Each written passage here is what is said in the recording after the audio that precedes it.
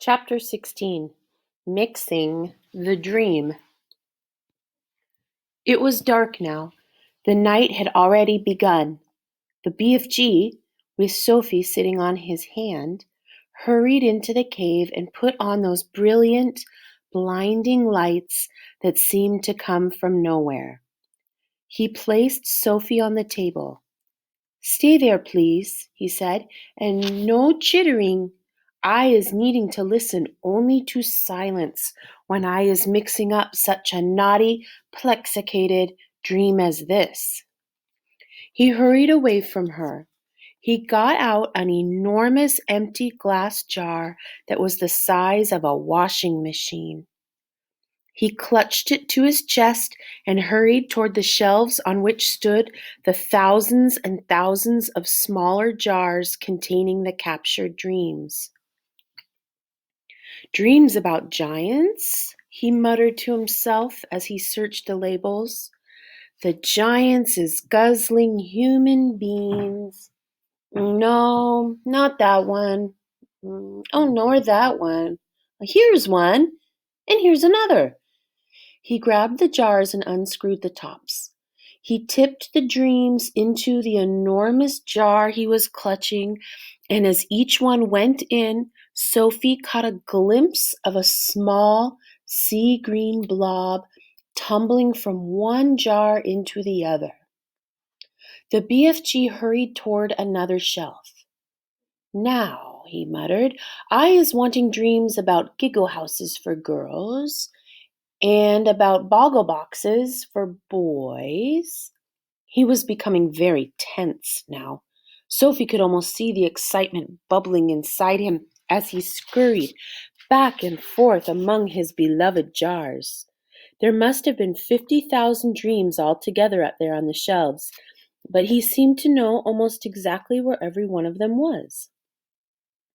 "Dreams about a little girl," he muttered, "and dreams about me. About the BFG. Come on, hurry up, get on with it. Now, where in the wonky world is I keeping those?" And so it went on. In about half an hour, the BFG had found all the dreams he wanted and had tipped them into the one huge jar. He put the jar on the table. Sophie sat watching him but said nothing.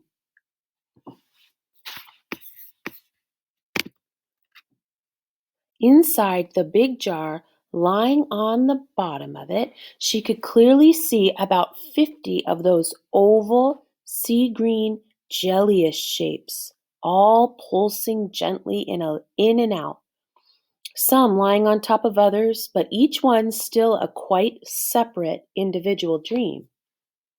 "Now we is mixing them," the BFG announced. He went to the cupboard where he kept his bottles of frobscottle, and from it he took out a gigantic egg beater. It was one of those that has a handle which you turn, and down below there are a lot of overlapping blades that go whizzing around. He inserted the bottom end of this contraption into the big jar where the dreams were lying. "Watch," he said. He started turning the handle very fast. Flashes of green and blue exploded inside the jar. The dreams were being whisked into a sea green froth. "The poor things!" Sophie cried. "Oh, they is not feeling it," the BFG said as he turned the handle. "Dreams is not like human beings or animals. They has no brains. They is made of zosimus." After about a minute, the BFG stopped whisking. The whole bottle was now full to the brim with large bubbles. They were almost exactly like the bubbles we ourselves blow from soapy water, except that these had even brighter and more beautiful colors swimming on their surfaces. "Keep watching," the BFG said. Quite slowly, the topmost bubble rose up through the neck of the jar and floated away. A second one followed, then a third and a fourth. Soon the cave was filled with hundreds of beautifully colored bubbles, all drifting gently through the air. It was truly a wonderful sight. As Sophie watched them, they all started floating towards the cave entrance, which was still open. "They're going out," Sophie whispered. "Of course," the BFG said. "Where to?" "Those is all little tiny dream bits that I isn't using," the BFG said. "They is going back to the misty country to join up with proper dreams." "It's all a bit beyond me," Sophie said. "Dreams is full of mystery and magic," the BFG said. "Do not try to understand them. Look in the big bottle and you will now see the dream you was wanting for the queen." Sophie turned and stared into the great jar. On the bottom of it, something was thrashing around wildly, bouncing up and down and flinging itself against the walls of the jar. "Good heavens!" she cried. "Is that it?" "That's it," the BFG said proudly. "But it's horrible!" Sophie cried. "It's jumping about. It wants to get out." "That's because it's a trogglehumper," the BFG said. "It's a nightmare." "Oh, but I don't want you to give the queen a nightmare," Sophie cried. "If she is dreaming about giants guzzling up little boys and girls, then what is you expecting it to be except a nightmare?" the BFG said. "Oh no," Sophie cried. "Oh yes," the BFG said. "A dream where you is seeing little chidlers being eaten is about the most frightsome troggle-humping dream you can get. It's a kicksy bog hump thumper. It's a wopsy grob switcher. It is all of them riddled into one. It is as bad as that dream I blew into the flesh lump eater this afternoon. It is worse." Sophie stared down at the fearful nightmare dream that was still thrashing away in the huge glass jar. It was much larger than the others. It was about the size and shape of, shall we say, a turkey's egg. It was jellyish. It had tinges of bright scarlet deep inside it. There was something terrible about the way it was throwing itself against the sides of the jar.